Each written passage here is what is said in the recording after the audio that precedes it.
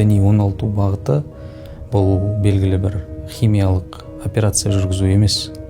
Яғни бір белгілі бір мүшені кесіп, белгілі бір вирусты алып тастап, орнын тігіп, жауып, емделе салатын дүние емес. Өзі адамда екі құндылық бар, соның негізгісі сенім, екіншісі сезім.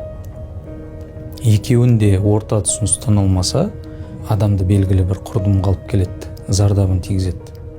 Шортанбай Қанайұлы Зар заман өлеңінде айтады ғой, жеті жұрт кеткен қожадан сен тұрмайсың бүлінбей деп. Жалпы кез келген осы экстремизм, терроризм баптарымен сотталушыларға әрқайсының орталары соған сай болған, сол бағыттарында, тұстарына жақын болған.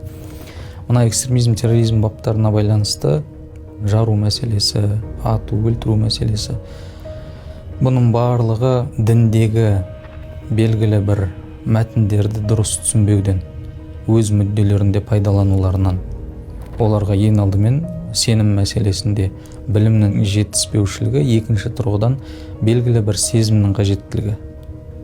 Кез келген осы жат ағым жақтаушыларының сұхбат барысында байқағанымыз, әсіресе толыққанды отбасынан шықпаған, белгілі өмірдің қиыншылығын көрген, оған дейін де әртүрлі қылмыстық баптармен сотталушылар ғой көбіне.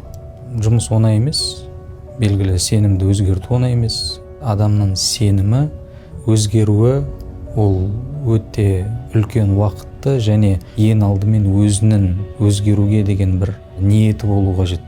Соған қадам басу керек, өзгеруге өзі.